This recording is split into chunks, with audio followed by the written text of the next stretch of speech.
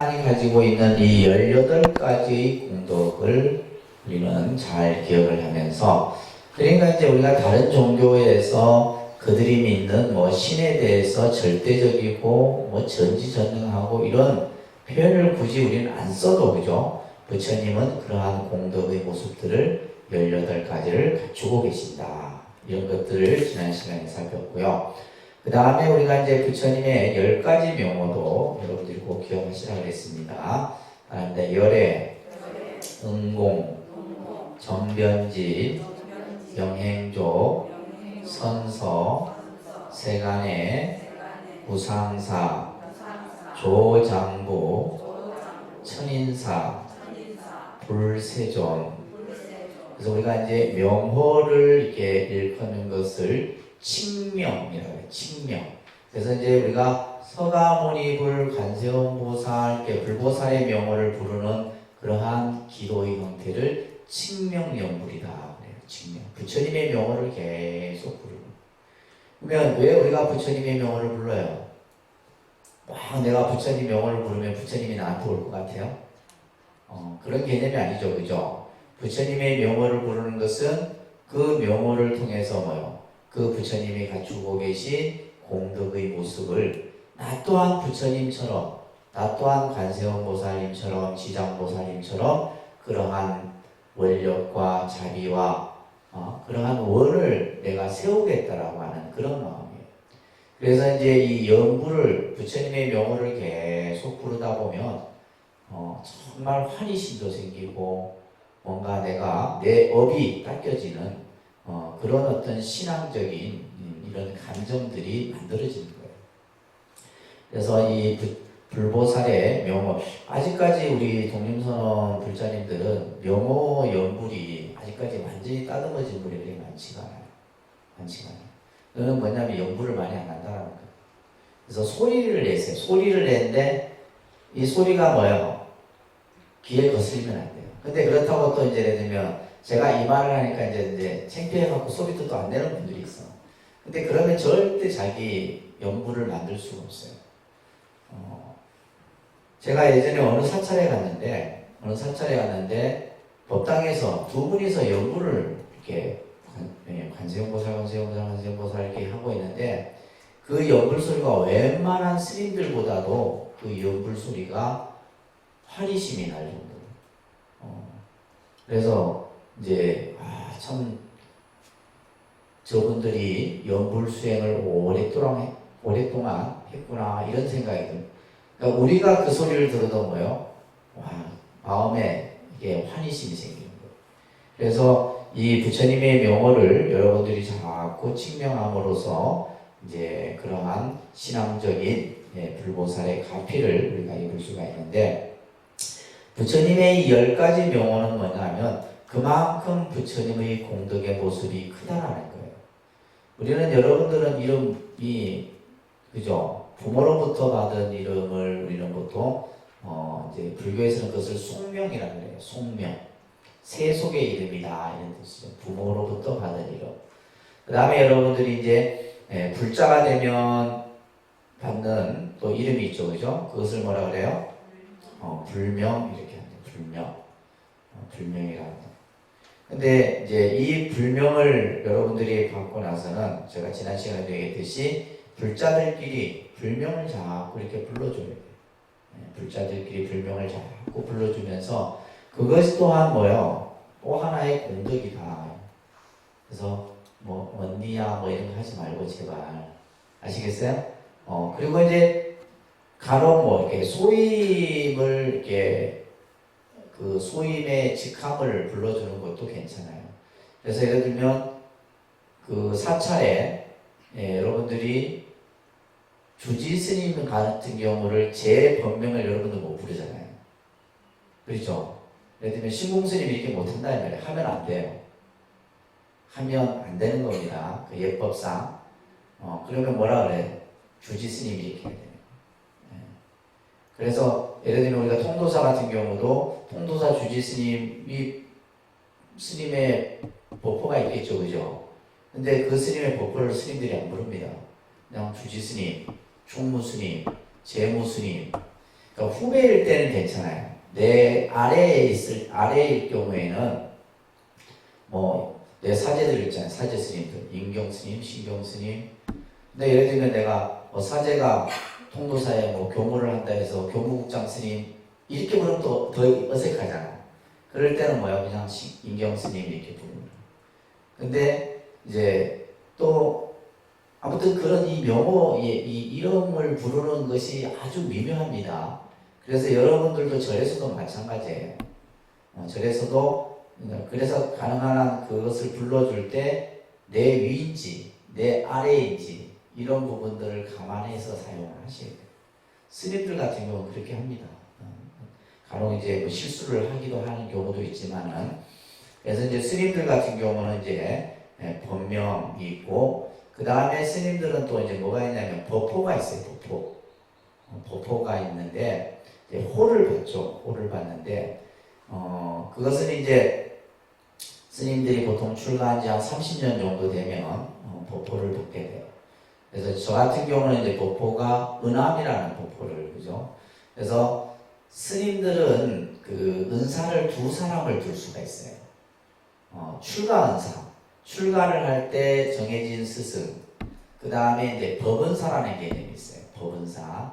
그래서 법은사는 뭐냐면 내가 법으로서의 어떤 스승과 제자의 관계예요. 근데 저 같은 경우는 이제 출가 은사도 같고 법은사도 같죠. 저희 은사님이 그때 그러더라고요. 이 뭐 따로 스승을 생각해 둔 사람이 있으면 정하라는 거예요. 법은사를 따로 내가 생각해 분이 있다면 그 법은사를 그래서 저는 스님으로 하겠습니다. 이렇게 해서 이제 저 같은 경우는 출가 은사와 법은사가 같아요. 어떤 경우는 스님들은 이제 스승이 둘인 경우가 있어요. 둘인 경우가 있습니다. 그럴 때 이제 법은사를 정할 때 그 스승이 이제 내려주는 이름이 뭐예요? 법호예요. 법호입니다. 그래서 저 같은 경우는 이제 은암이라는 법호를 받았고 제 위에 이제 사형 스님 같은 경우는 은곡이라는 법호를 받고 이렇게 합니다. 그리고 이제 또 스님들은 고려나 신라 시대 때 보게 되면 시호가 있어요. 시호. 시호라는 거 뭐냐? 그때 시호는 이제 임금이 내려주는 이름이에요.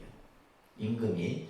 예를 들면 그 스님께서 아주 그냥 수행력이 높고 그 어떤 많은 사람들에게 어떤 공헌을 했을 경우에 임금이 내려주는 이름을 뭐라 한다? 시호.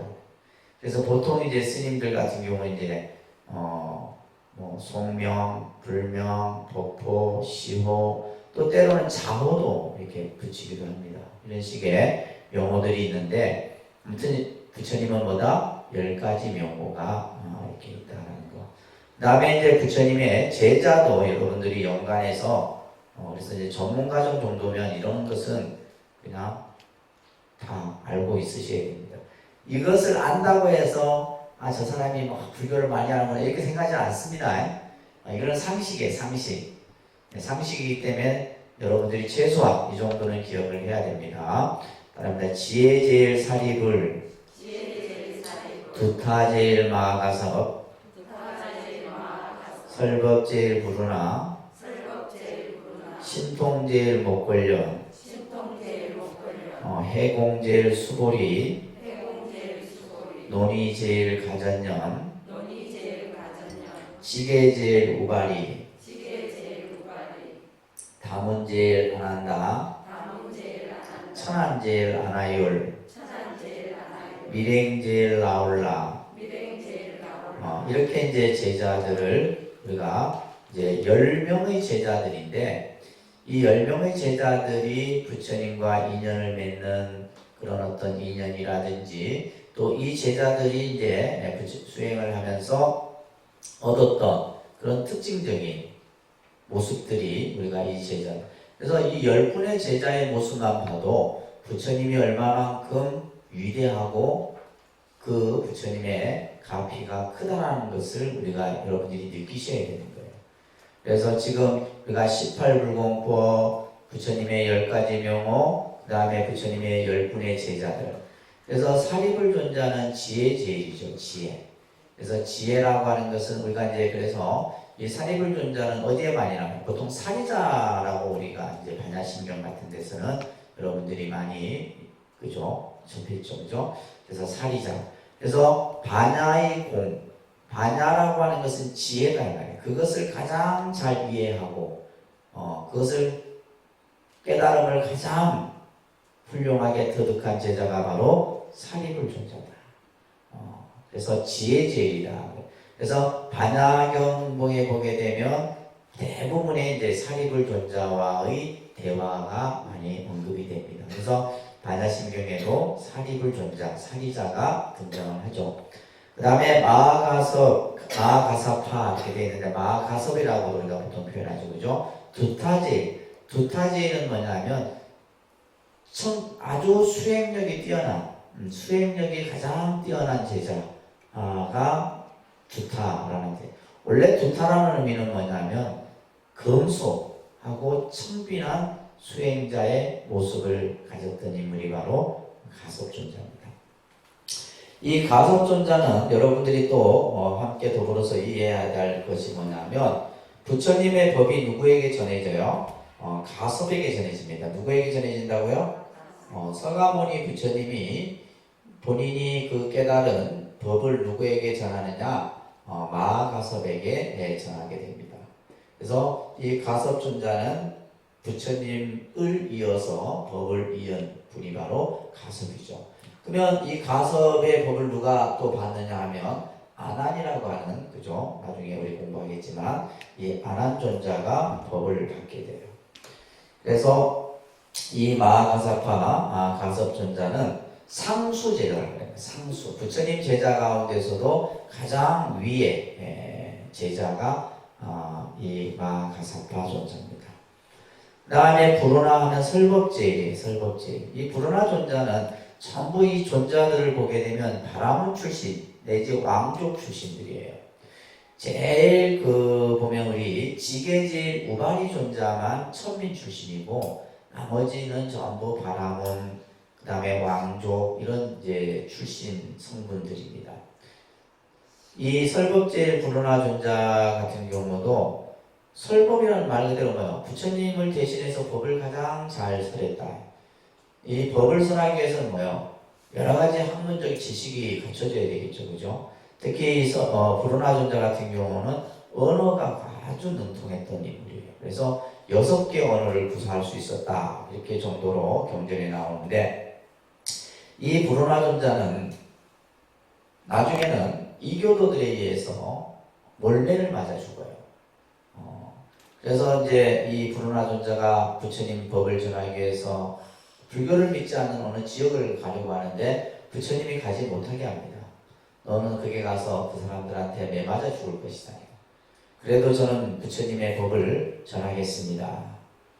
그들이 욕을 하면 참을 것이고 몽둥이로 때린다면 그 또한 참을 것입니다. 이제 경전 그런 얘기들이 나와요. 그래서 이 설법제일 불운하 존자는 그 불법을 믿지 않는 그 지역에 가서 법을 전하다가 이교도들에 의해서 몰매를 맞아서 죽는 아주 비극적인 이런 이야기들이 경전에서 그려집니다. 우리가 이제 그 다음에 신통제일 목걸련 존자는 여러분들 다 아시죠? 우랑분제의 유래를 연유했던 바로 인물이 바로 이 신통제일 목걸련입니다. 그래서 이 목련 존자는 신통을 아주 가장 잘 이렇게 부렸어요. 그래서 사람들이 때로는 현욕이 되기도 했어. 그래서 부처님께서 어느 날 이런 얘기를 했어요. 사람들이 보는 앞에서 신통을 부리지 말아요. 기이한 어떤 이런 모습을 부려서 불법을 훼손시키지 마라. 그 이후로 이제 신통제일 목걸련 존자는 자신이 가지고 있는 그 신통의 힘을 부리지 않았다. 그럽니다. 그 다음에 해공제일 수보리. 해공은 뭐예요? 공의 이치를 가장 잘 터득한 제자예요. 공의 이치. 그러니까 위에서 봤던 사리불 지혜제일 존자하고도 좀 비슷하죠, 그죠? 그래서 이제 금강경 같은 경우에서는 바로 이 수보리가 부처님과 대화의 인물로 등장을 합니다. 공을 가장 잘 이해한 제자예요. 그 다음에 가전년이라고 하는 제자는 논이지. 논이라는 말은 무슨 말이에요? 토론을 가장 잘했던 제자. 토론.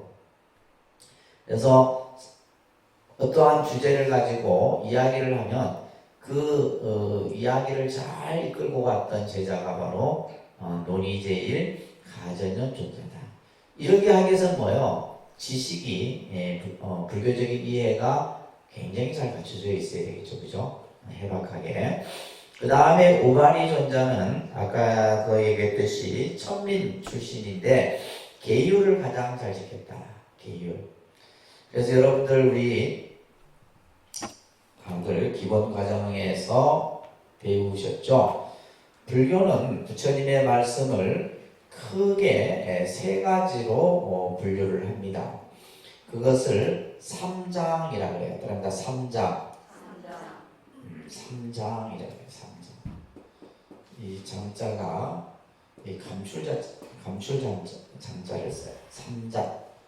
그래서 첫 번째가 따릅니다. 경장, 율장, 논장.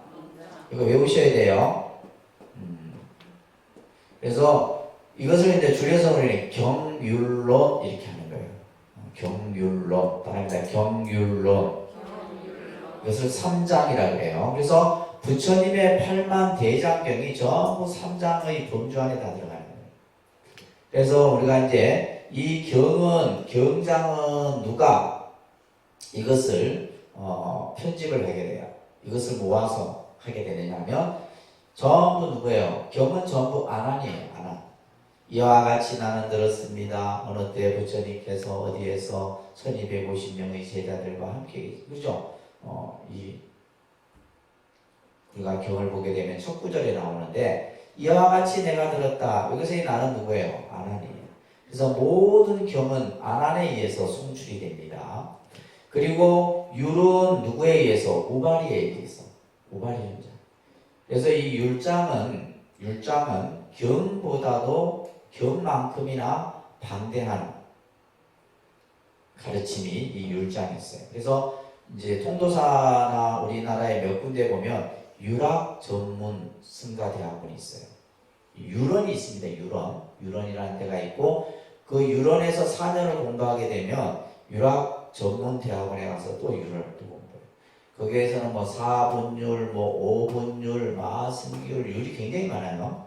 그냥 불교 공부는 끝이 없는 거예요. 그래서 율장이라고 하는 것이 있고 그 다음에 또 뭐가 있어요? 논장이 있어요.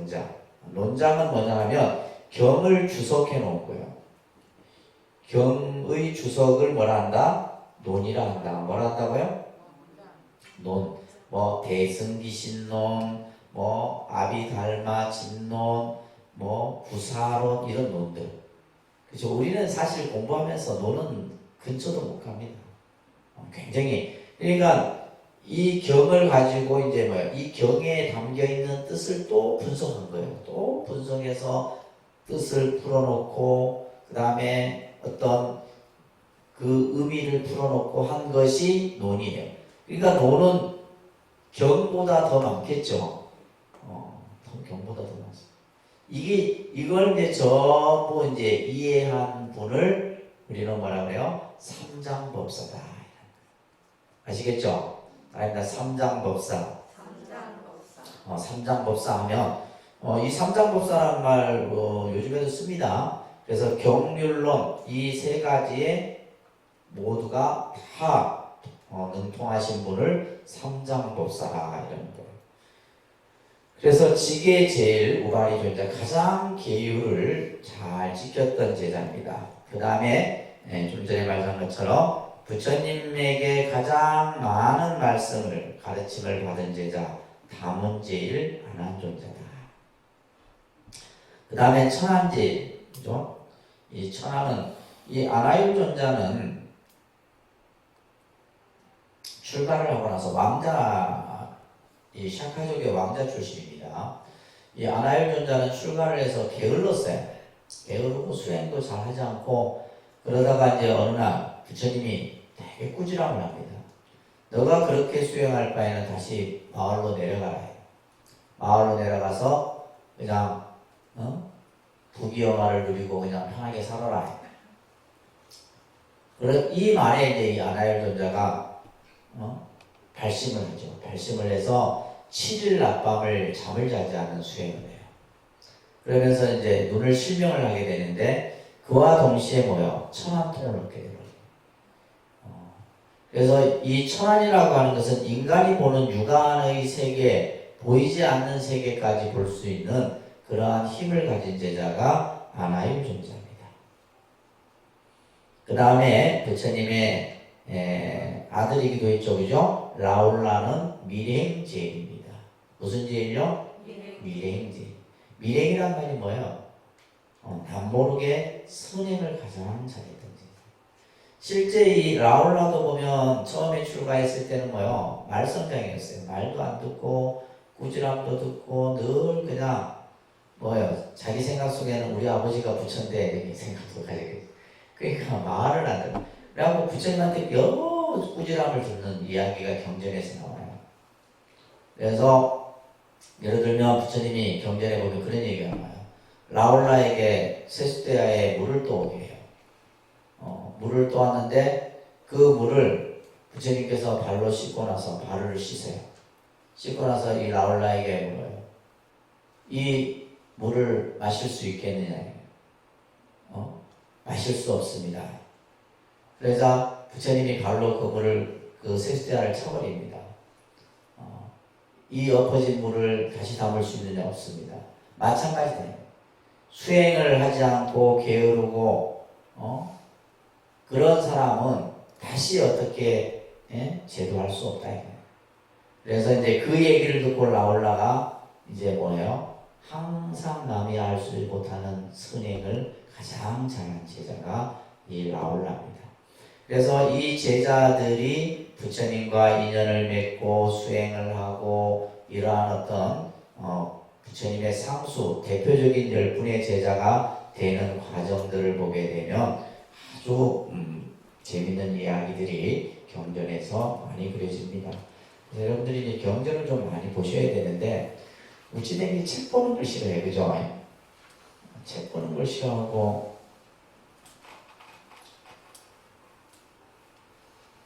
책을 경을 좀 많이 보셔야 돼요.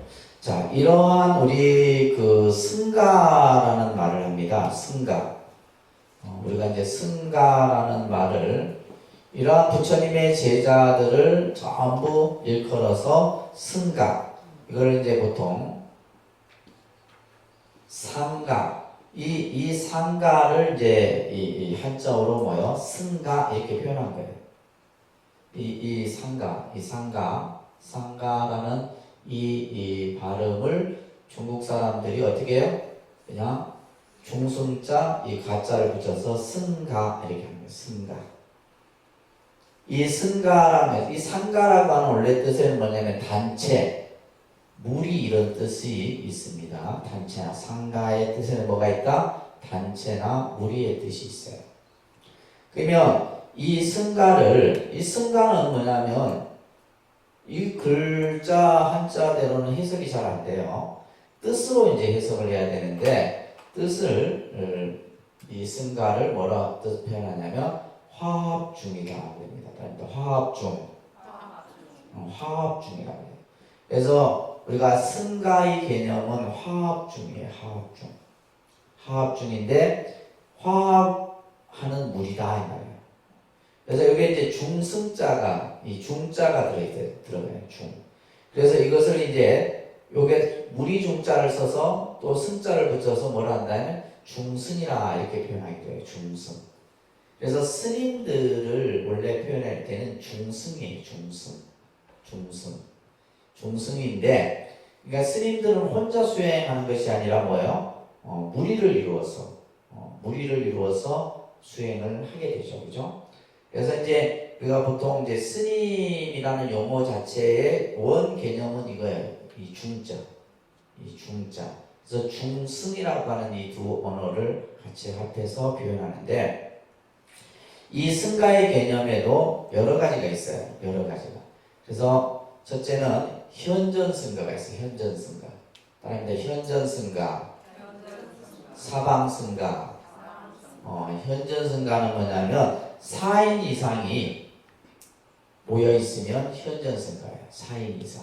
근데 이제 이것도 이제 막 중국에 와서 좀 보통 우리가 이제 사람이 모여 있는 모습을 뭐라 하냐면 대중이라는 말을 하잖아요. 그죠? 우리가 불교에서 이 대중이라는 말 많이 쓰죠? 그러니까 예를 들면 공양을 할 때도 대중공양 이렇게 하잖아요. 대중공양이라는 말은 여럿이 함께 하는 거다. 여럿이 함께 모여있는 모습을 대중이라고 해요. 그래서 보통 우리가 이제 뭐 절집안에서 그러니까 이게 이제 율장에서 표현하는 거하고 중국 불교에 와서 또 우리나라에 와서 조금씩은 달라요. 아까 현전승가 같은 경우는 4인 이상이 뭐냐면 하루 안에 올 수 있는 거리에 모여 있으면 그것은 뭐예요? 현전승가예요. 사방승가 같은 경우는 뭐냐면 이제 누구나 거리와 관계없이 누구나가 다 구성원이 될 수 있는 것을 사방승가라는데 뭐 이런 것들은 이제 여러분들이 뭐 기억 안 하셔도 되고 대중이라 했을 때 그 대중의 기준은 뭐냐면 3인 이상이에요. 몇 인 이상? 3인 이상이면 대중이에요. 그래서 우리가 이제 승가의 가장 기본은 뭐다? 대중이 함께 모여 있는 것이에요. 지금 우리도 저하고 다 대중이잖아요. 그죠? 3인 이상이면 대중이에요. 근데 이 대중에 있어서 가장 중요한 것이 바로 뭐다? 그래서 우리는 대중화합을 항상 얘기하는 거예요. 절집에서는 말합니다. 대중화합. 그러니까 얼마나 화합을 안 하면 뭐 계속 이 화합을 강조하겠어요. 화합이라는 것은 뭐냐면 서로 하나가 되는 거죠. 그죠? 물과 기름은 화합이 될 수 없죠. 그죠? 물하고 우유는 하나가 될 수 있는. 그래서 우유가 물에 섞이듯 화합해라. 이런 이제 말씀이 이 경리에서 나오는데, 그래서 이 화합인데, 우리가 이제 나중에는 뭐 이제 여러분들 육화합이라고 하는 화합을 하는 데 있어서 6가지의 이제 개념을 얘기하는 이야기들이 나중에 또 나옵니다. 그래서 지금은 뭐냐면 3인 이상이면 대중이다. 그래서 대중의 뜻을 따르는 것이 가장 승가의 기본이에요. 승가의 기본입니다. 그래서 제가 이제 늘 간혹 말씀드리지만 우리가 이제 한국 불교 같은 경우는 대중이 원하면 모든 걸 다 할 수가 있어요. 유를 어겨도 될 만큼 뭐요? 대중을 위한 화합의 입장에서는 모든 것이 가능하다. 그래서 우리 이제 처음에 출가했을 때 대중이 원하면 뭐 소도 잡는다 이런 말이 절집안에 있어요. 절에서 어떻게 소를 잡아? 말도 안 되는 소리잖아요. 그죠? 근데 대중이 원하면 가능하다는 거예요. 그러니까 대중이 원하면 뭐예요? 율이라는 개념도 중요치 않다는 거예요. 그래서 모든 것을 대중의 뜻에 따라서. 그래서 이것의 가장 기본이 바로 뭐다? 정신이 화합이에요. 화합. 자, 이 부처님의 제자들은 이러한 대중화합을 근본으로 해서 이러한 승가가 이루어지고 그 승가의 모습이 지금의 우리는 뭐요? 사부대중이라는 말로 표현합니다. 그러니까 사부대중. 대중이라는 말이 들어가죠? 사부대중. 그러니까 용어는 뭐 계속해서 이렇게도 썼다가 저렇게도 썼다가 열에 갖다 붙이고 막 다양하게 할 수가 있는 거예요. 그래서 그러니까 비구, 비구니, 우바세, 우바이. 그래서 우리가 지금은 승가의 개념을 비구, 비구니, 우바세, 우바이를 다 포함한 개념으로서의 승가의 개념을 쓰고 있습니다. 그래서 이제 초기 불교에서는 출가 교단만이 승가였었는데 지금의 대승불교에 와서는 뭐요? 여러분들까지도 승가의 개념 속에 넣고 있다. 이 정도까지는 여러분들이 정리를 하셔야 됩니다. 아시겠죠? 자, 그래서 우리가 이제 부처님의 생애부터 쭉 보면서 여러분들이 부처님의 공덕과 이런 얘기들까지 쭉 같이 살펴봤습니다. 자, 오늘은 이제 앞으로 몇 주 정도, 다음 주가 특강이죠? 다음 주 특강 있죠? 특강은 아니고 이제 강의를 외고 강사가 오셔서 합니다. 자,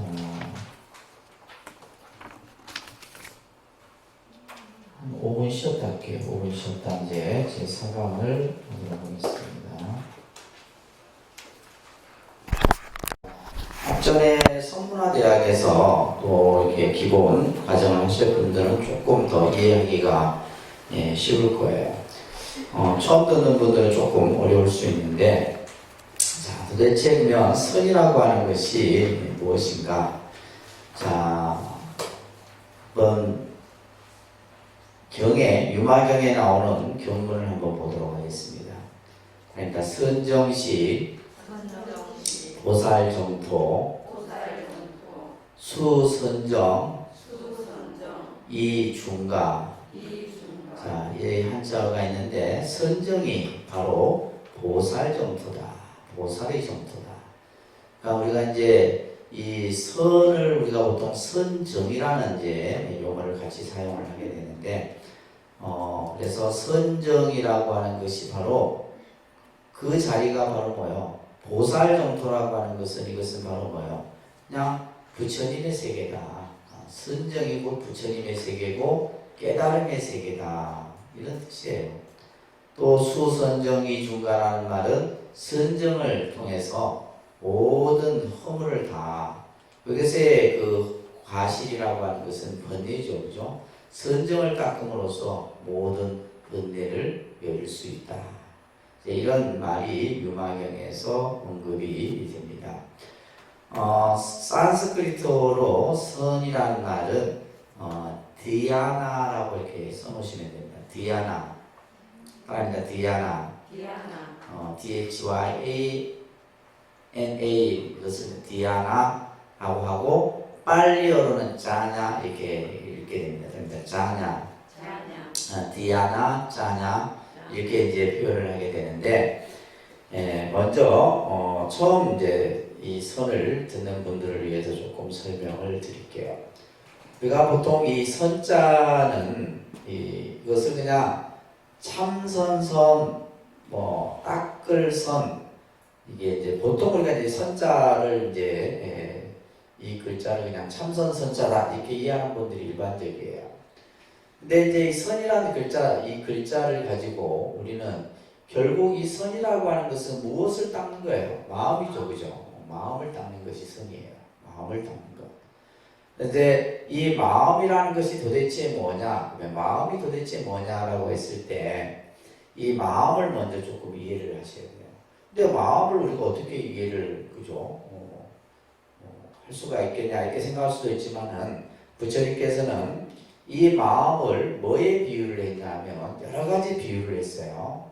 마음이라고 하는 것은 대지, 그죠? 땅이죠, 땅.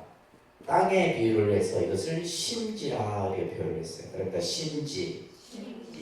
마음이라고 하는 것은 마치 대지와 같은 거예요.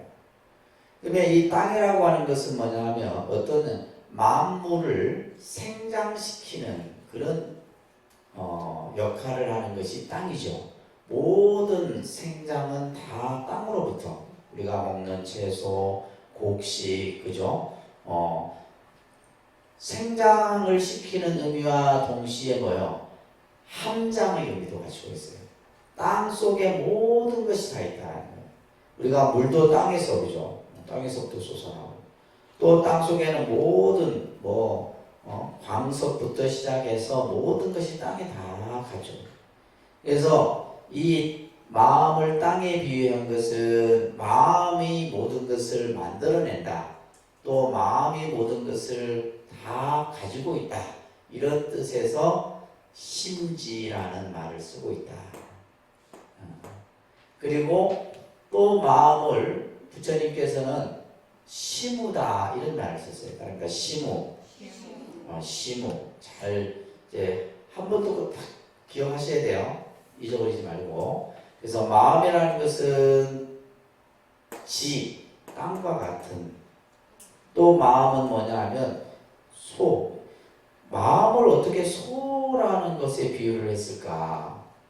마음이라고 하는 것이 소라고 하는 이제 우리가 성질을 좀 잘 이해해야 되는데, 소가 가지고 있는 성질 중에 뭐가 있냐면 고집성이 있어요. 뭐가 있다고요? 고집성. 그래서 우리가 옛날 어른들이 고집이 있으면 쇠고집이다 이런 말. 쇠고집, 고집. 그래서 이 소라고 하는 것은 잘 길들여지면 말을 잘 듣지만은 지 고집대로 하게 되면 길들이기 힘든 것이 소예요. 소다. 그래서 이 고집성이 있어서 그래서 이제 우리가 보통 이제 이 시무 그래서 한용운 스님이 머무는 그 자신의 그 처소를 시무장이다 이렇게 이제 자신의 그 머무는 그 체를 당명을 시무장이라 이렇게 표현하게 됐어요. 그래서 우리가 보통 이제 뭐 이 소를 비유해서 이제 10가지 마음을 찾아가는 그림을 시부도라고 하는 그림이 벽화 같은 데 있죠. 그죠? 시부도. 이런 것들이 있고. 그래서 마음이라는 것이 어떻게 보면 우리 마음이 뭐예요? 이래야 되겠다 생각, 자기 고집이 딱 이미 서 있으면 뭐예요? 절대 그 고집을 못 꺾잖아요. 자기 생각대로 해야 되는 거예요. 자기 생각대로. 그래서 이제 또 마음이라고 하는 것은 마치 뭐냐면 화엄경에서는 심이어 봉화사라 화가에 비유를 했어요. 마음을 뭐에 비유했다고요? 화가. 화가는 뭐예요? 흰 종이에다가 자신의 생각을 막 그려내잖아요. 온갖 것을 창조적으로 그려낸다고. 마찬가지로 마음은 그림을 그리는 화가의 비유를 합니다. 그랬듯이 우리 마음이라고 하는 것이 도대체 마음이라는 것이 뭐냐? 이 자체를 뭐 유식이나 불교의 교리에서는 이것을 여러 가지로 또 설명을 합니다. 설명을 하지만은 선적인 입장에서 마음을 우리가 얘기할 때 마음은 심지요. 또 마음이라고 하는 것은 고집성이 있는 소와 같고 마음이라는 것은 뭐다? 마치 화가가 그림을 그리듯이 가지가지 마음이 모든 것을 만들어내는 거예요. 이렇게 이제 이 마음이라는 것을 표현을 했는데 근데 우리 이 마음이라고 하는 것이 크게는 두 가지 모습이 있어요. 마음의 모습. 마음이 그냥 이렇게 평탄한 마음의 모습이 있는 반면에 어떤 사람의 마음은 뭐야? 마음이 막 그래프로 그리면 이런 식의 굴곡이 심하죠. 그죠? 그러면 이렇게 마음이 편안하고 평정한 상태 이 상태를 우리는 뭐냐? 마음이 편안하다라는 것을 한자로 표현하면 안심이다 이렇게 표현합니다. 그러니까 안심. 그죠? 안심. 그래서 마음이 편안한 거예요. 예를 들면 마음속에서 온갖 번뇌가 일어나지 않고 미움, 증오, 갈등, 시기 이런 것들이 일어나지 않고 마음이 늘 누가 뭐라 하든 누가 옆에서 뭐라 하든 마음이 편안한 상태, 안심이에요.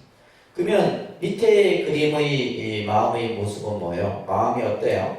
그죠? 마음이 우리는 이런 상태를 불안이라고 하는 거죠. 그죠? 뭘 한다고요? 불안.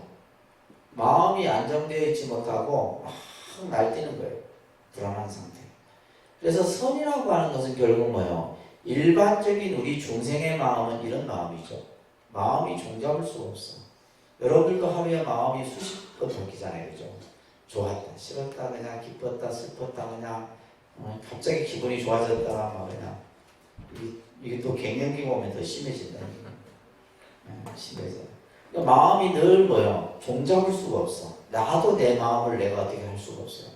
그러니까 이런 상태는 무슨 상태예요? 불안한 상태.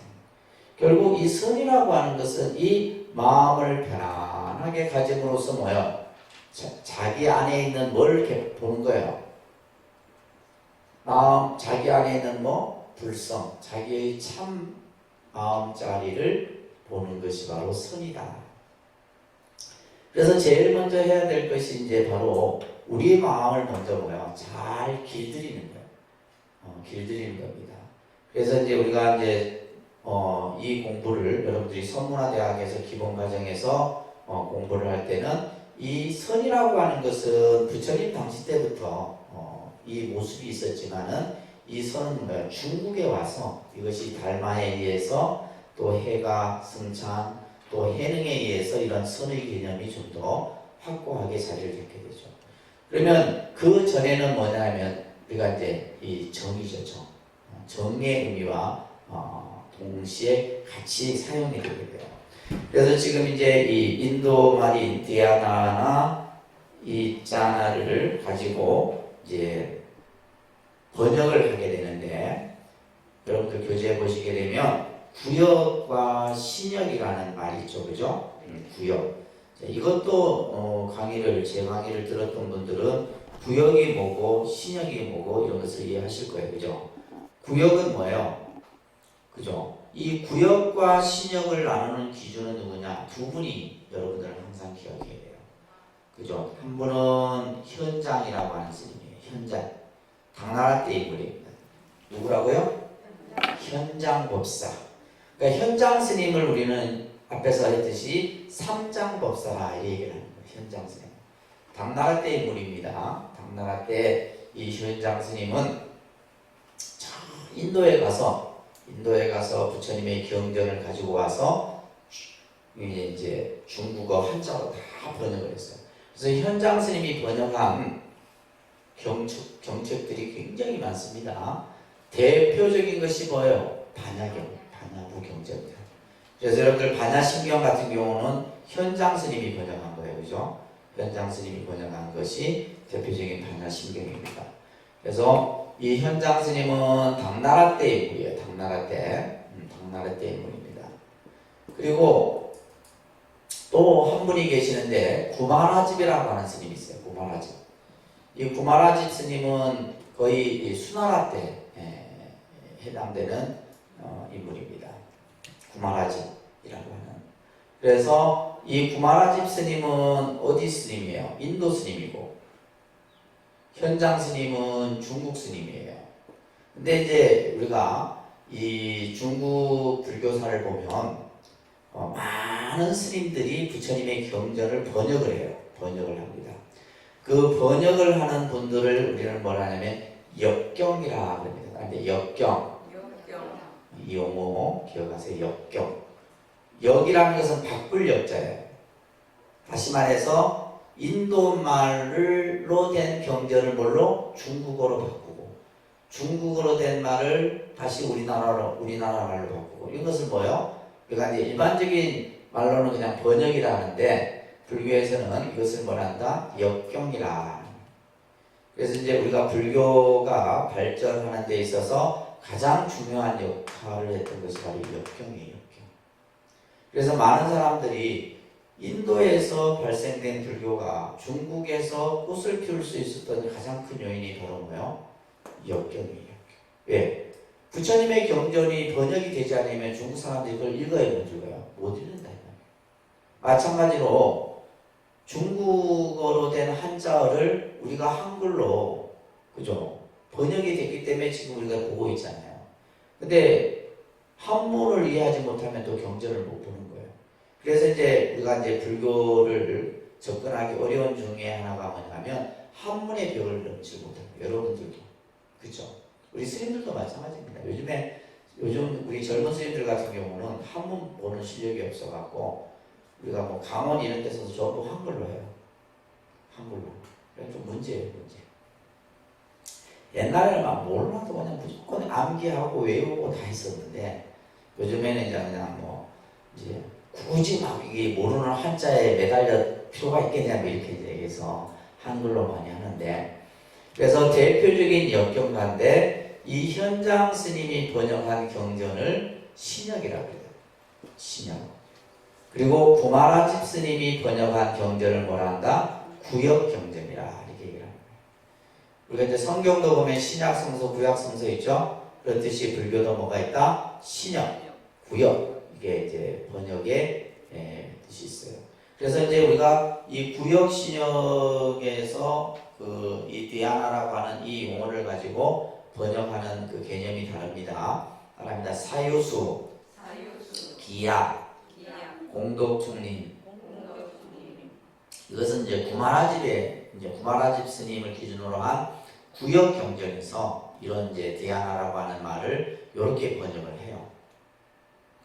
반면에 이제 신역은 정려라고 번역을 했다. 그래서 이제 기본 과정도 마찬가지고 전문 과정도 그렇고 불교 용어를 정확한 개념으로 이해하는 게 중요해요. 여러분들 불교 용어를 정확한 개념으로 이해를 해야지만 그 위에다가 뭘 할 수가 있어요. 여러분들 집을 지을 수가 있는 거예요. 그러니까 용어를 이해 못하고 어떻게 우리가 기둥을 세우고 석가래를 얹혀서 지붕을 이을 수가 있는 거예요. 그게 안 되는 거예요. 자, 사유수라는 말은 말 그대로 뭐요? 사유라는 것은 그죠? 우리가 아니면 사유하면 사유한다, 곰곰이 생각한다는 거예요. 그죠? 그 뒤에 이제 숫자는 깊이 헤아리고 생각해서 깎는다 이런 뜻이에요. 그래서 여기서 중요한 것은 뭐냐면 우리 마음을 어느 한 곳에 딱 집중을 해서 그죠? 그것을 깊이 헤아리는 거예요. 그러면서 그 마음을 닦아가는 것을 뭐라 한다? 선이라 한다. 이렇게 이제 그러니까 사유수나 선이랑 같은 말이에요. 지금 선을 이렇게 다양하게 번역을 하는 거예요. 그 뜻을 설명하는 겁니다. 기약이라고 하는 것은 기자는 버릴 기자인데 악한 것을 버린다 이 말이에요. 선이라는 것이 뭐냐? 내 마음 속에 나쁜 것을 버리는 게 선이다 이런 거예요. 내 마음 속에 뭐요? 나쁜 것.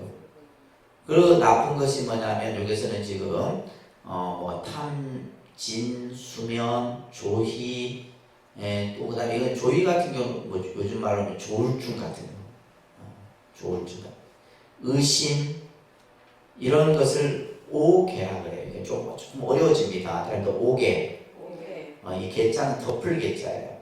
이 5가지가 우리 마음을 딱 덮어버리고 있는 거예요.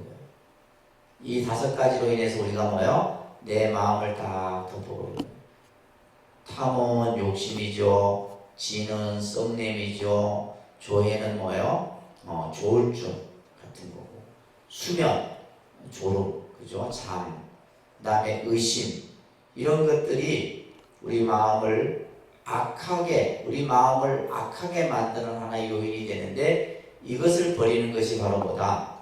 선이다. 이런 얘기예요. 아시겠죠? 그러니까 선이라는 것은 깊이 헤아려 닦는다는 의미도 있고 우리 마음속에 나쁜 것을 버린다는 의미도 있고 이렇게 여러 가지 뜻이 있는 거예요. 그 다음에 공덕총림이에요. 선이란 마음의 공덕을 쌓는 것이 선이에요. 마음의 공덕.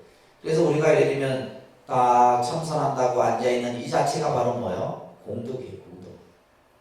그것을 공덕총림. 총림이라는 것은 숲이 빽빽하게 이렇게 되어 있는 모습을 총림이라고 해요. 빽빽할 중자 숲을 임자를 씁니다. 그래서 공덕총림이다. 이 뜻이 바로 뭐다? 선이다. 선이라는 것은 뭐예요? 내 마음의 공덕을 빽빽하게 채우는 것이에요. 그 다음에 신약에서는 정제라는 말이죠. 그죠? 자, 정이라는 뜻은 이 정자가 고요할 정자입니다. 고요할 정자. 이것을 적정이라는 뜻이에요. 적정. 적정이라는 말은 고요할 적자에 고요할 정자예요. 적정. 우리가 보통 이제 삼매를 표현할 때 적정삼매 이런 용어를 써요. 적정삼매. 삼매에 뭐요? 깊이 들어가 있는 상태를 적정삼매라 이런 표현을 씁니다. 여는 투량의 뜻인데 투량이라는 말은 뭐냐면 깊이 생각하는 거예요. 이것을 우리가 이제 우리 통찰이라는 뜻으로도 씁니다. 통찰. 여러분들 통찰이라는 용어 들어보셨죠? 통찰은 뭐냐면 겉에서 그냥 이렇게 겉모습만 보는 게 아니라 뭐요? 그 내면까지 깊이 들여다보는. 그래서 정렬하는 것은 뭐냐? 고요히 내 마음 안에 깊은 그 내면까지 들여다보는 것이 바로 뭐다? 선이다. 이것을 이제 좀 쉽게 표현하면 아닙니다. 어떤 대상에 대하여 어떤 대상. 여기서 어떤 대상이라는 것은 이제 처음 여러분들이 선을 할 때는 어디에 어떤 대상에 두어야 돼요? 처음에는 우리가 기초 단계에서는 호흡이라는 대상에 집중을 합니다. 뭐의 대상에? 호흡의 대상. 호흡의 대상. 내가 숨을 들여 마시고 내쉬고 내가 숨을 들여 마신다 내쉰다라고 하는 호흡에 대해서 집중. 근데 지금 이게 전부 뭐냐면 생각을 집중하는 방법이에요. 방법. 이게 그냥 호흡을 한 데서 무슨 깨달음을 얻느냐 이거하고 다른 겁니다. 그 다음에 이제 우리가 좀 더 이제 공부가 되어지면 뭐에 집중? 어떤 대상에? 화두라는 대상에 집중을 하는 거예요. 이해되세요? 그러니까 여러분들은 호흡도 안 되지, 화두도 안 되지. 그러고 맨날 하는 소리가 뭐예요? 선이 어렵네. 당연히 어렵죠. 이것을 다 한 단계 한 단계 오랜 시간 쌓아야지만 되는 것이지, 그냥 뭐 우리가 겉핥기 식으로 해갖고 뭐 어렵다 쉽다 이런 생각을 일으키는 자체가 잘못된 거죠.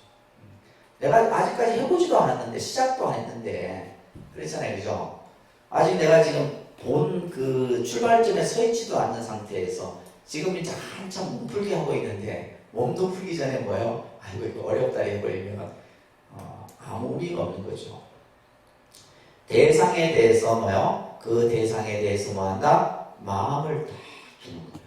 마음을 뭐한다? 둔다라는 말은 뭐예요? 그게 대상에 대해서 집중하는 거예요. 집중. 생각을 마음에 대해서. 그래서 호흡에 또 화두에 대해서 그것을 깊이 고요하게 또 생각하는 거. 이게 바로 뭐예요? 선이다. 그래서 선이라는 것은, 궁극적인 것은 뭐냐면 마음을 편안하게 하는 거예요. 마음을 편안하게 하는 겁니다. 그래서 마음을 편안하게 하고, 그 마음을 편안하는 그 단계를 넘어서게 되면 어떻게 돼요? 내 마음을 내가 알게 되는 거예요. 마음을 알게 되는 거예요. 그래서 구역은 사유라 하여 려의 뜻만 표현되어 있어 정의 뜻이 결여되어 있으며, 신역은 정려라 해서 정과 려의 뜻이 구비되어 있어서 좀 더 뭐예요?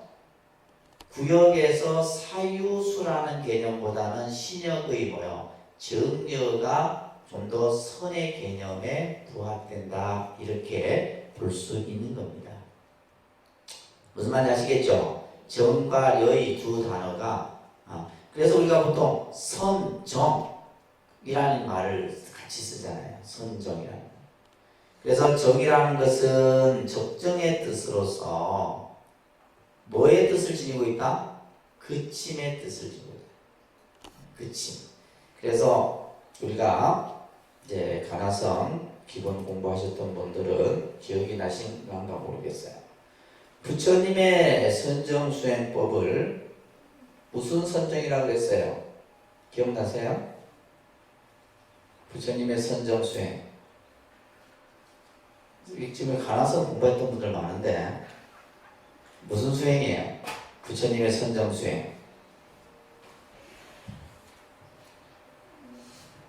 지관수행이라고. 지관. 들어보셨죠? 네. 얘기하니까 이제 기억나죠? 지관수행, 지관. 부처님의 선정의 수행법을 지관수행이라고. 나중에 이제 부처님의 선정에 대한 얘기하는, 이 지라는 글자는 그칠 지자예요. 그칠 지자. 그칠.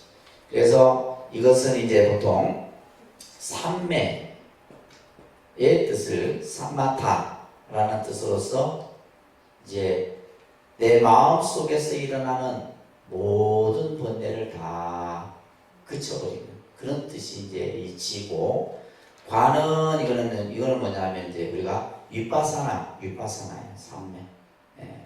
그래서 이 관은 뭐냐면 이제 그것은 쉽게 말해서 통찰적 의미가 강하죠. 통찰적 의미가.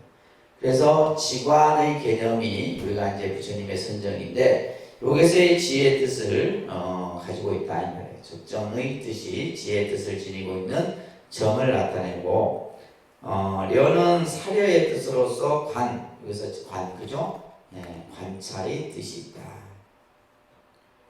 이 관은 해를 의미하기도 한다 이 말이에요. 그래서 정려에는 정과 해의 뜻이 구별되어 있다. 자, 정해. 그다음에 정해. 그래서 이거는 정이고, 그죠? 정의 뜻이 있고, 그 다음에 관은 뭐의 뜻이 있다? 해의 뜻이 있다. 해. 그래서 지관 또 정해. 그래서 지관쌍수, 정해상수 이런 말이 있어요. 지와 간을 함께 닦고 정과 해를 함께 닦는다. 그래서 이제 고려시대 때 보조 진울스님 같은 경우는 정해상수를 얘기해요. 근데 이것이 이제 이런 용어들이 계속 발전하면서 다양하게 바뀌는 겁니다. 다양하게 바뀌는 거예요. 그래서 선정이라는 용어들을 이렇게 우리가 볼 수가 있고, 자, 이때 정을 한번 보세요. 정의 뜻. 이 이제 정자가 무슨 정자예요? 고요할 정자입니다. 무슨 정자? 고요할, 한자로는 고요할 정자예요. 정의 원어는 삼마디입니다. 삼마디. 예, 삼마디 이렇게 하는데 이것을 한자로는 삼마지 혹은 삼매 이렇게 해요. 우리가 보통 이제 삼매라는 용어를 많이 알고 있죠, 그죠? 정의 뜻은 뭐다? 삼매라는 뜻이다. 이 뜻은 뭐냐면 마음을 한 경계에 집중시키는 것, 또 마음을 하나의 대상에 두는 것, 이것이 정이에요. 정. 그래서 우리가 예를 들면 입정에 듭니다 라고 했을 때 뭐 하는 거예요? 마음을 하나의 대상에 집중하는 거예요. 선정이라는 말도. 자, 이때 이제 한번 보시면 합니다. 무슨 뜻에 의하여 그것을 정이라 하느냐 하면 등지의 뜻에 의하여 정이라 한다. 그러면 등지라는 것은 무엇인가? 일체에 대하여 마음과 마음 작용을 평등하고 바르고 편안하게 가지는 것입니다. 네, 이 청정도론이라는 이제 명상을 하거나 또 선을 공부하는데 꼭 봐야 되는 논서 중에 하나가 이 청정도론이에요. 여기에 보면 정이란 등지다 이렇게 이제 정의가 등지와 같다. 그러면 등지라는 것이 뭐냐 하면 마음과 마음 작용 이것을 심소라 그래요. 좀 어려워지죠, 그죠? 그러니까 마음이라는 것과 마음의 대상이 있는 거예요. 그러니까 우리가 이것을 이제 심과 심소, 심은 주체고 심소는 객체가 되는 거예요. 심이라는 것이 있고 심소, 마음의 대상이 있는 거예요. 지금 예를 들면 이 컵은 뭐예요? 내가 마음으로 보는 대상이에요. 이거 심소예요, 심소. 그러면 내가 보는 이것은 뭐예요? 내가 이것을 보는 주체인 내 마음은 심이 되는 거예요. 이것을 어떻게 하는 거예요? 평등하고 바르고 편안하게 가지는 것. 그래서 우리가 선이라는 것은 뭐예요? 마음을 그냥 한마디로 편안하게 하는 것이다. 이렇게 얘기하시면 돼요. 선이라는 것은 뭐다? 마음을 편안하게 가지는 거예요. 또한 일체의 선정을 정이라 이름하고 삼매라고도 한다. 사선을 선이라 이름하고 정이라고 이름하며 또한 삼매라고도 이름한다. 용어를 이렇게도 쓰고 저렇게도 쓰고 선정이나 삼매나 등지나 다 같은 그런 이 선정의 의미다. 그 다음에 보시면 지라고 하는 것은 따라합니다. 삼마타. 지는 삼마타로서 지식, 그쳐서 쉰다 이런 뜻인 거예요. 그쳐서 쉬는 거예요. 스탑 의미가 있는 스탑.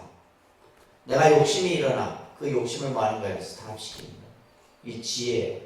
내가 화가 일어나 미움의 감정이 일어나 그것을 뭐 하는 거예요? 그치는 거. 이것을 삼마타, 지라하고 관은 따라합니다. 윗바사나. 그래서 윗바사나의 개념이 이제 우리가 요즘 이제 일반 현대인들이 윗바사나에 관심을 많이 가지고 있잖아요. 이게 이제 어떻게 보면 이제 명상, 불교적 그러니까 명상이라는 개념도 굉장히 폭넓습니다. 폭넓어요.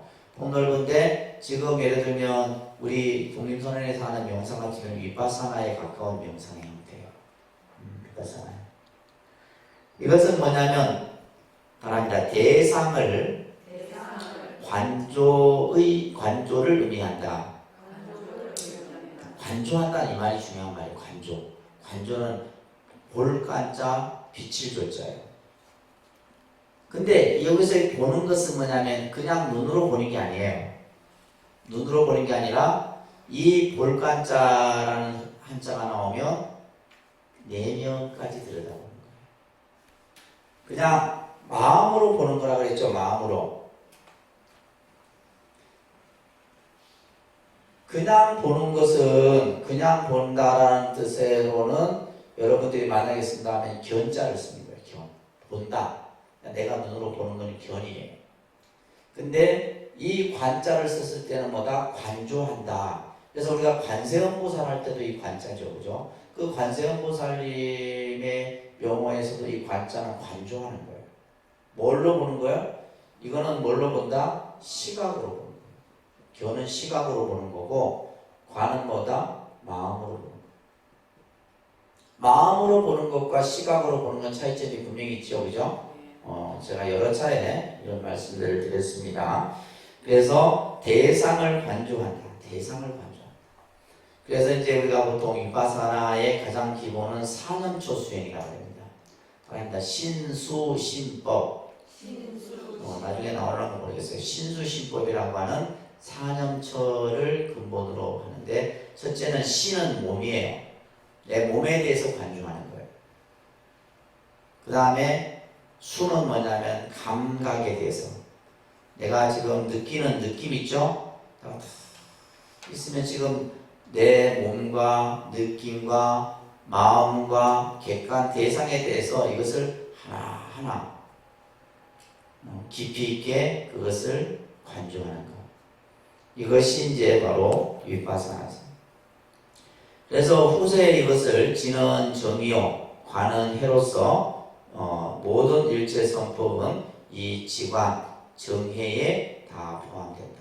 그래서 선이라는 것은 선정, 지혜, 또 지관, 정해 이런 개념들로도 설명이 다 하는 겁니다.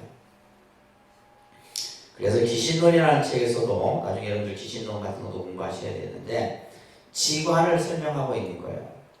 아닙니다. 지라고 말한 것은 일체의 경계의 모양을 그치고 사마타관을 수순하는 의미인 까닭이다. 관이라 말한 것은 일체 인연 생멸의 모양을 분별함을 말한다. 윗바사나관을 수순하는 의미인 까닭이다. 이렇게만 읽어도 무슨 말인지 이해되세요? 그죠? 중요한 건 이렇게 써놓고 무슨 말인지 이해가 안 되는 게 문제인 거예요. 그러니까 지라고 하는 것은 일체 경계의 모양을 그친다. 이 말의 의미가 중요한 겁니다. 일체 모양의 경계. 자, 우리는 지금 보세요. 일체 경계라고 하는 것은 경계라는 말을 많이 쓴다 그랬죠. 그죠? 내가 지금 컵을 보는 이게 뭐예요? 경계예요. 내가 지금 눈으로 컵을 보는 거 경계예요. 그러면 우리는 이것을 보면서 이 컵이 괜찮다. 디자인이 이쁘다. 색깔 괜찮네. 좀 쓰기 편해. 뭐예요? 내가 지금 이걸 경계에 두면서 뭐예요? 이미 뭐예요? 모양을 분석하고 뭐 분별하고 온갖 생각. 이거 제가 보는 컵인데 이 컵이 보니까 부부의 세계에서도 나오더라고요. 여러분 모르죠? 알아요. 근데 내가 딱 이걸 보는 순간에 디자인이 괜찮네. 이게 바로 뭐냐면 내가 경계에 뭐 하는 거예요? 경계의 생각을 두어버리는 거예요. 근데 지금 지라고 하는 것은 뭐예요? 그냥 보더라도 뭐 하는 거예요? 그 생각을 일으키지 않는 거예요. 그친다 있잖아요. 그냥 봐도 그냥 무심히 보는 거예요. 뭐 좋다 싫다 내가 사야 되겠다 말아야 되겠다 이 생각을 갖지 않는 거예요. 그러한 것을 사마타관이라는 거예요. 다시 뭐예요? 그냥 모든 의식 속에서 일어나는 생각들을 전부 다 끊어버리는 거예요. 관이라고 하는 것은 인연생멸의 모양을 분별한다. 인연생멸의 모양이라는 아까는 뭐예요? 인연생멸의 모양이라는 것을 여러분들 거기에다가 뭐라 써놔야 되냐면 신수신법이라는 신, 그 다음에 수, 그죠? 신법이라는 사념 네 가지의 모습을 말하는 거예요. 그래서 이제 윗바사나 수행을 하게 되면 어느 정도냐면 내 몸에 피가 흐르고 있음을 느껴요. 여러분들 피가 흐르고 있는 걸 느껴요? 근데 이 vipassana 수행을 하게 되면 몸에 피가 흐르고 있고 내가 예를 들면 내 몸 안에서 일어나는 여러 가지의 변화들을 내가 다 느껴요. 뿐만이 아니죠. 저기 어떤 바람 소리, 물 소리, 뭐 이런 모든 현상에 대해서. 그냥 vipassana 수행하는 사람들은 어떤 대상을 볼 때 그냥 보는 게 아니에요. 되게 뭐 깊이 있게 보고. 그 다음에 느낌이라든지 마음의 현상이라든지 또 이 법은 뭐냐면 대상이에요. 보여지는 대상들을 법이라고 합니다. 이런 것들을 이제 보는 것을 관이라 얘기하는 겁니다. 자, 밑에 보시게 되면 선정을 닦는 부경의 목적은 우리가 선정을 왜 닦아요? 그죠? 선정을 하는 이유가 뭐냐? 아까 제가 마음을 편안하게 하기 위해서다. 이것은 이제 기본적인 개념에서 하는 얘기고 궁극적인 것은 뭐예요? 깨달음이잖아요. 그죠? 정각을 성취하는 데 있단 말이에요. 그렇지만은 그 정각에 이루지 못할지라도 우리가 선정을 한다거나 명상을 한다거나 한법 vipassana 수행을 한다거나 뭐 예를 들면 요가 수행을 한다거나 그 나름대로 뭐가 있다? 할 만한 가치가 있다는 얘기예요. 무슨 말인지 아시겠죠? 나는 막 깨달음하고는 별로 관심이 없어. 이게 아니라 여러분들이 어떠한 수행을 하더라도 그 수행의 공능들이 반드시 있다는 거예요. 선의 여거가 정여이듯 정은 적정으로서 모든 망상, 잡념을 정지시키는 소극적인 정의작용을 하게 되고 여는 사려하는 적극적인 관의 작용을 한다.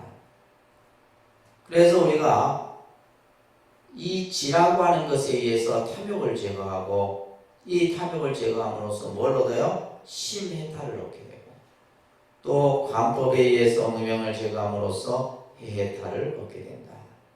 따라합니다. 심해탈, 해해탈. 나중에 심해탈, 해해탈의 개념이 우리가 이제 많이 설명이 되어집니다. 그래서 우리가 선을 통해서, 그죠? 정을 통해서 마음의 해탈을 얻고, 그 다음에 관을 통해서, 그죠? 지혜의 해탈을 얻게 된다. 이것을 제가 앞에서 얘기했듯이 따라합니다. 지관상수, 정의 병수, 이런 용어들을 우리가 이제 선에서 많이 씁니다. 지관상수, 정의 병수를 통해서 우리는 뭐예요? 마음의 해탈과 지혜의 해탈을 얻을 수 있다는 얘기예요. 또한 선수행에 있어서 성성적적하다라는 뜻은 이 성성적적이라는 말은 우리가 선에서 많이 씁니다. 그러니까 성성적적. 성성이라는 말은 깨어있는 거예요. 깨어있는 거예요.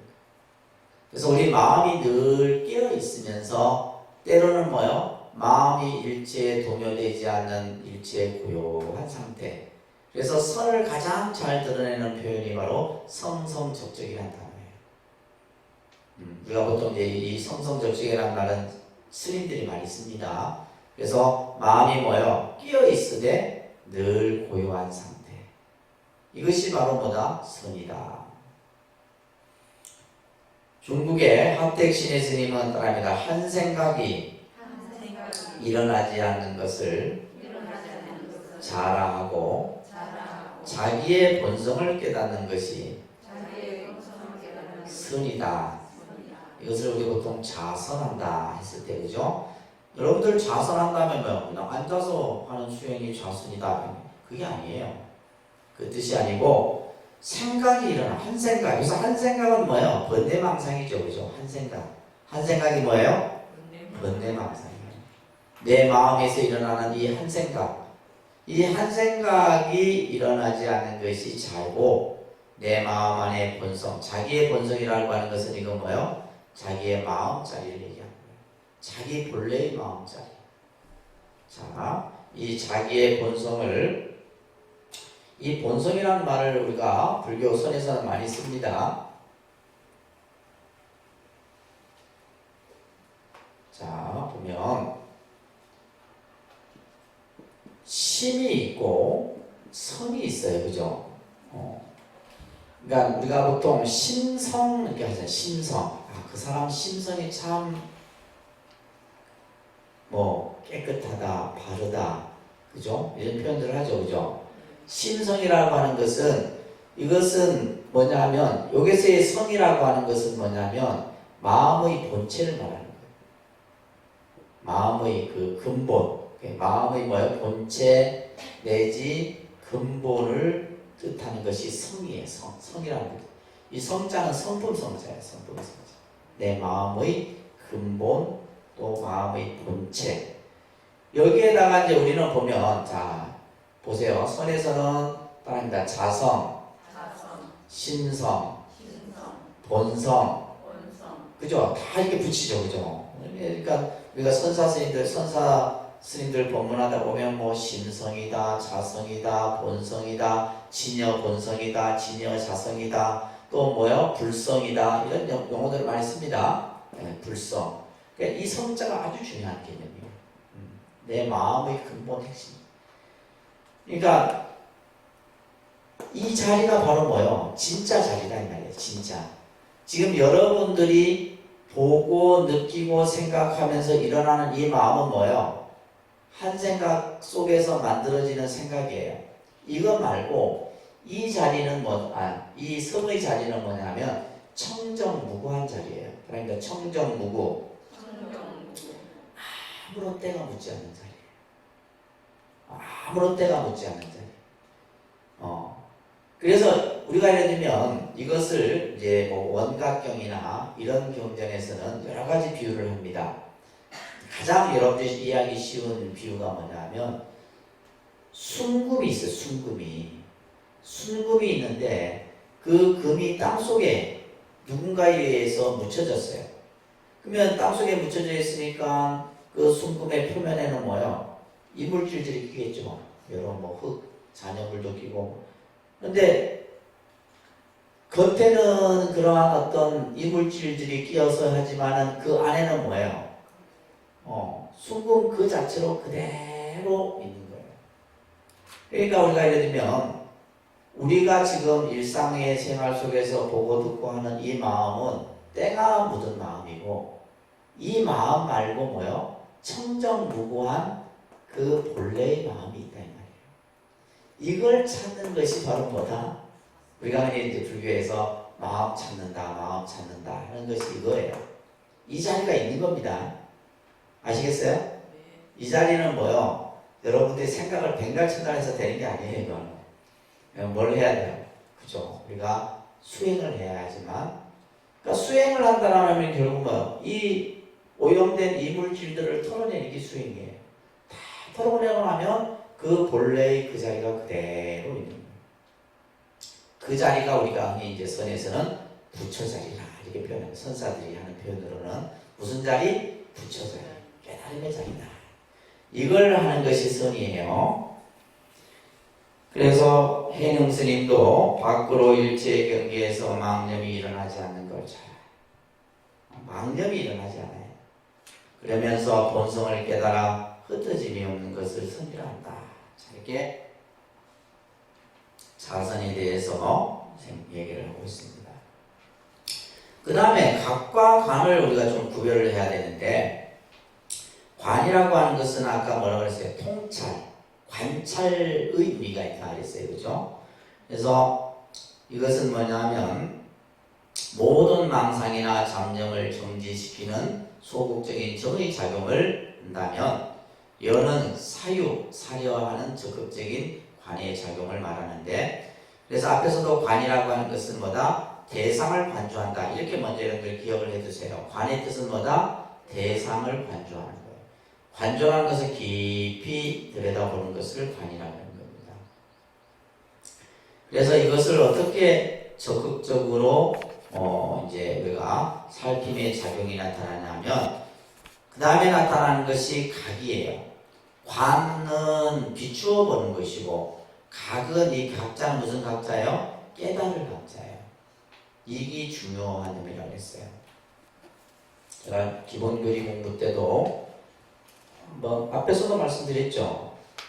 그가 불교에서 부처 불자의 의미는 무슨 의미다? 무슨 의미라고 그랬어요? 이 부처 불자 우리가 쓰잖아요. 부처 불자. 이 부처 불자의 의미는 무슨 뜻이다? 각의 뜻이에요. 무슨 뜻? 제가 지금 이 각자는 약자로 제가 썼는데, 자, 불의 의미는 각이라는 뜻이에요. 그래서 여기서도 지금 그 얘기를 하고 있는 겁니다. 각이라는 것은 나는 부처다. 그죠? 또 부처가 될 수 있다라는 사실을 자각하는 거예요. 불교 공부에 있어서 가장 중요한 개념이 이 개념입니다. 내가 부처라는 사실을 여러분들이 스스로 아셔야 돼요. 나는 중생이 아닙니다. 중생이 아니에요. 근데 여기서 지금 내가 진짜 부처냐? 아직 부처의 부처 아니에요. 여러분들 아직 부처의 부처 아니에요. 그죠? 여러분들 안에는, 여러분들 그 마음 안에는 부처의 마음이 있다 이 말이에요. 근데 여러분들은 그 마음을 찾아내지를 못하고 뭘 쓰고 있어요? 중생의 마음을 쓰고 있는 거예요. 중생의 마음을 쓰고. 왜? 육진 번뇌 속에서 우리는 보고 듣고 하면서 의식을 분별하고 좋고 싫은 것을 분별하고 그러면서 대상에 집착하고 그러면서 우리는 스스로 번뇌를 만들어내는 거예요. 그래서 우리가 선에서 가장 선 공부의 핵심이 바로 뭐냐? 내가 부처가 될 수 있다. 내 마음 안에 불성이 있다라는 사실을 스스로 먼저 자각하는 것이 중요합니다. 그래서 이것을 진여 실상을 깨달아 아는 것인데 그 사실을 깨달아 아는 것이 바로 각이다 이 말이에요. 그래서 이제 이것을 이제 기신론 같은 데서는 시각과 본각의 뜻으로서 설명을 합니다. 좀 되게 어렵다, 그죠? 시각은 뭐냐 하면 본래 내가 부처다. 그리고 본각은 뭐냐 하면 내가 수행을 통해서 본래 부처인 줄 깨닫는 것을 본각이라는 거예요.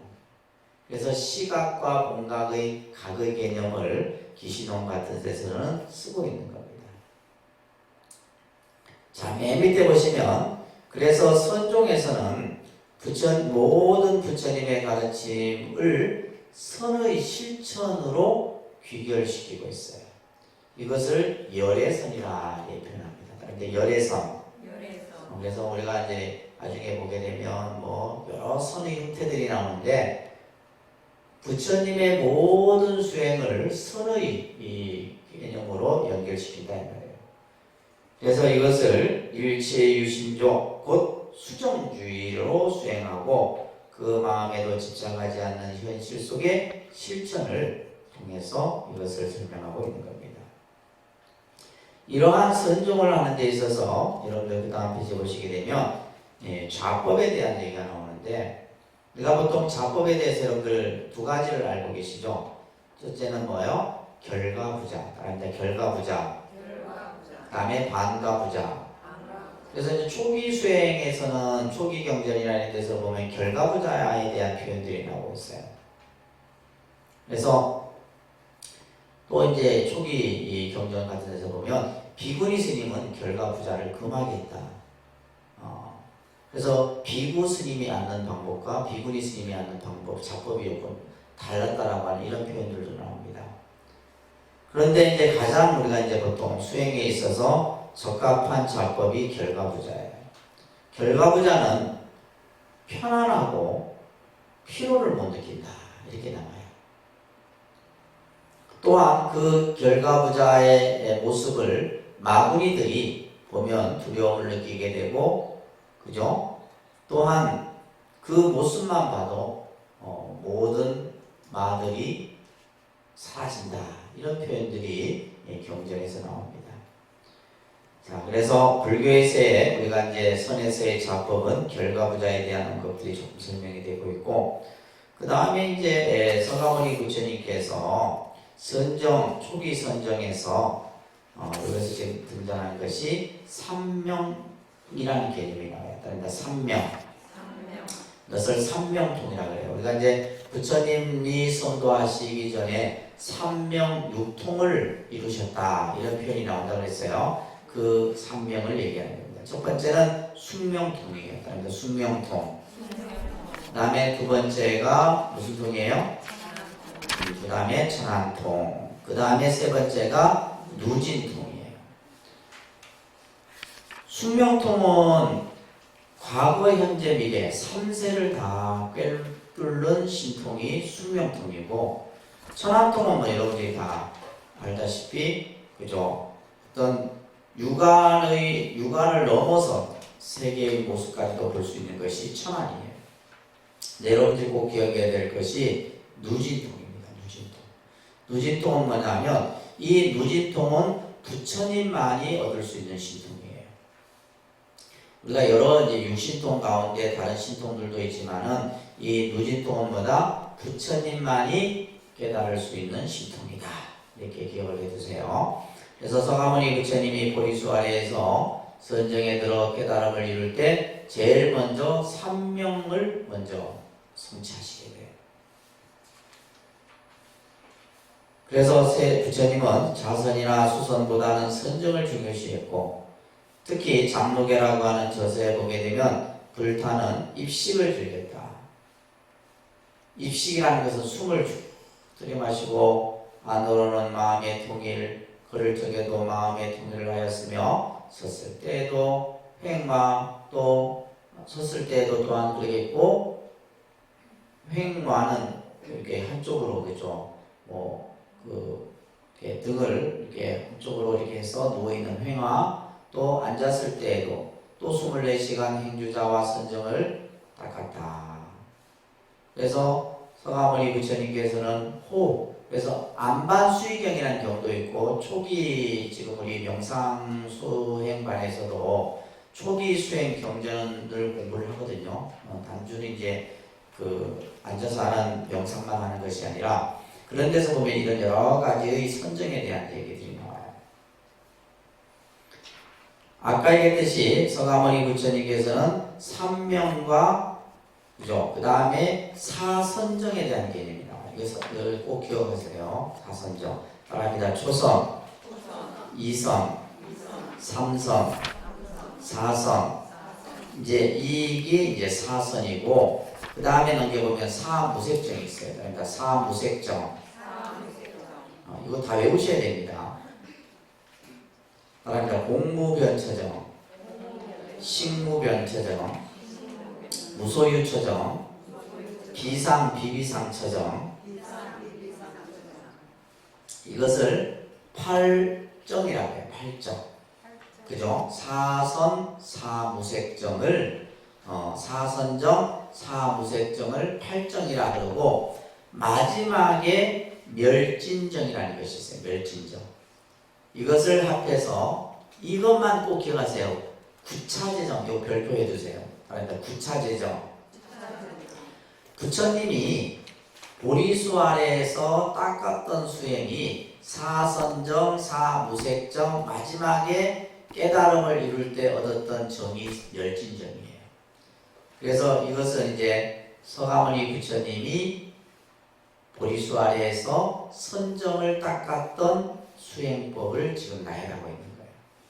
아셨죠? 그러니까 사선정, 사무색정, 멸진정. 자, 이것을 합해서 뭘 한다? 구차제정이라는 거예요. 시험에 나옵니다. 꼭 나와요, 이거. 그래서 사선정, 사무색정, 구차제정. 그래서 멸진정까지 해서 이제 구차제정이에요. 그죠? 자, 이 선정, 사선정은 천상의 사람들이 닦았던 선정법이에요.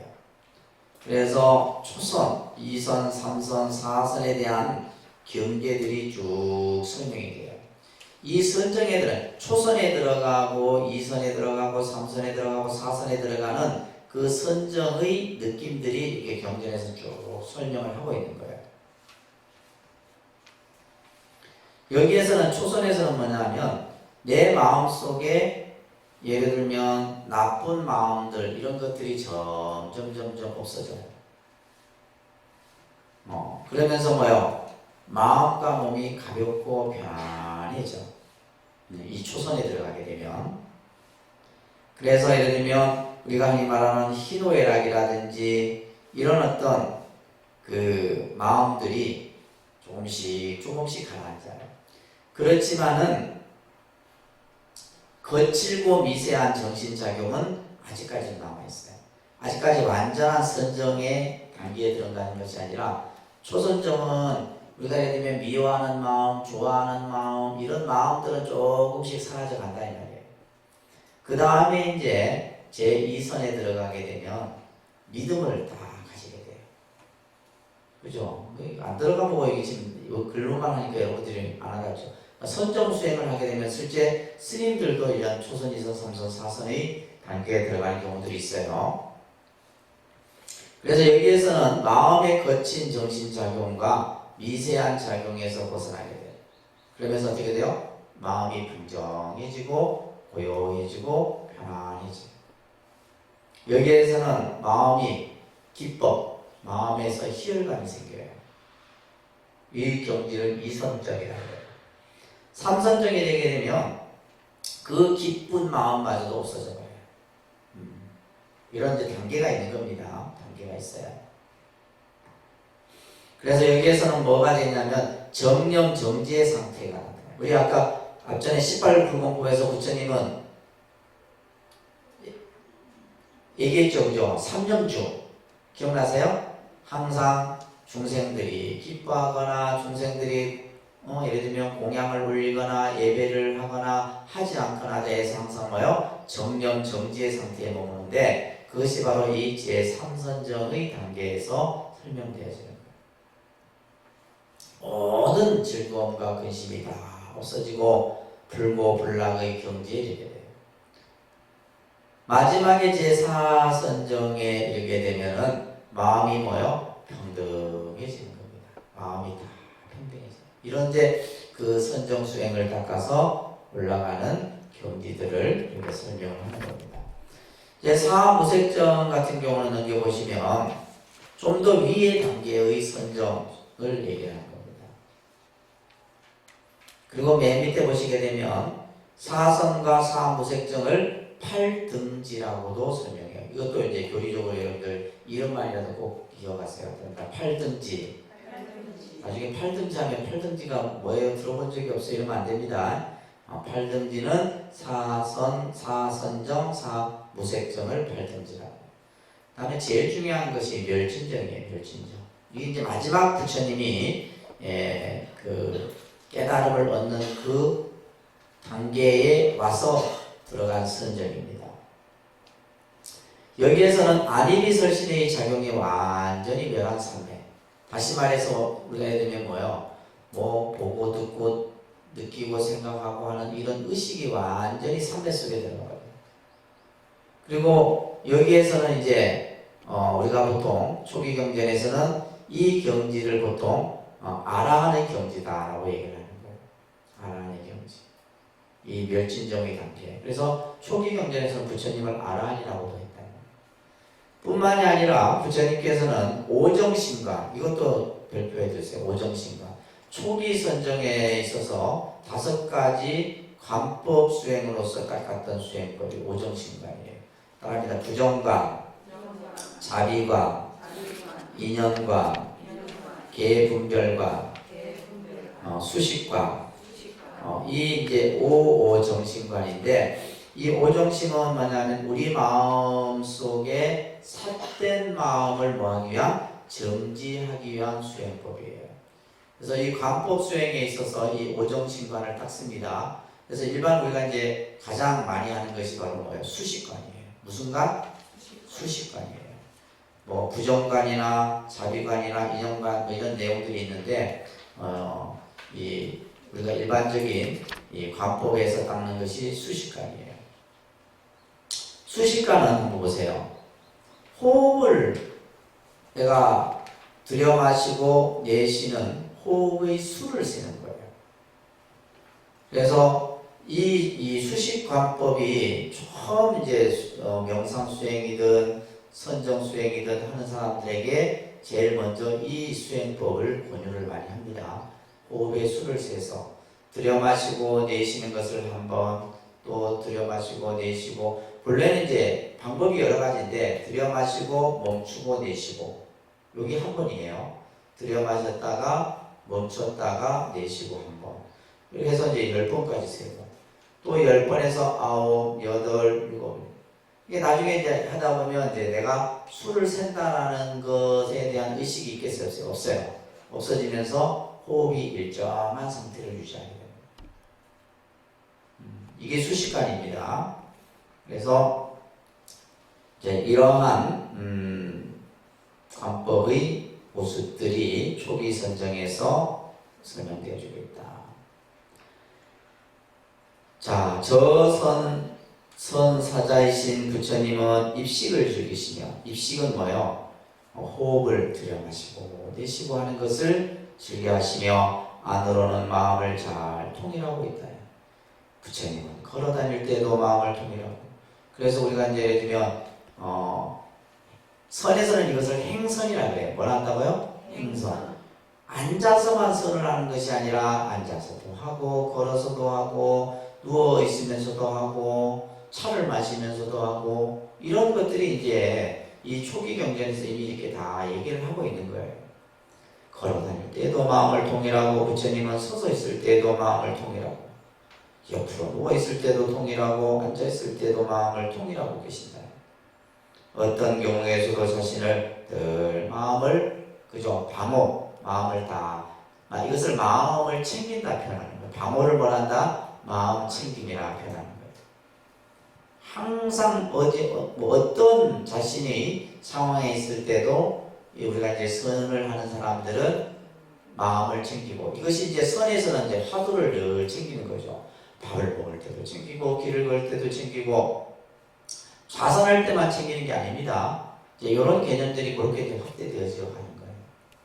그래서 부처님이 완전히 지켜야 할 일이었기 때문이다. 이러한 선정은 자선의 상태에서만 가능한 것이 아니라 그랬어요. 그죠? 아닙니다. 사육시 중. 즉 언제 어디서나 행주자와의 어떤 자세에서도 선정을 닦았다. 그래서 우리가 이제 부처님 당시에 이 초기 선정도 그랬고 또 중국에 와서의 선의 수행에 있어서도 그랬고 꼭 우리가 뭐 앉아서만 하는 것이 아니라 행주자와 어묵동정에 있어서 늘 이제 이러한 수행들이 나타나게 되는 거예요. 그래서 초기 수행의 가장 이제 대표적인 것이 여러분들 안반수의경이라는 경이 있어요. 그런데 안반수의경, 또 자선삼매경, 이런 이제 개념들이 교재에서 언급되어지고 있다는 것을 정리를 하시면서 나머지 부분은 다음 시간에 그렇게 많노? 그죠?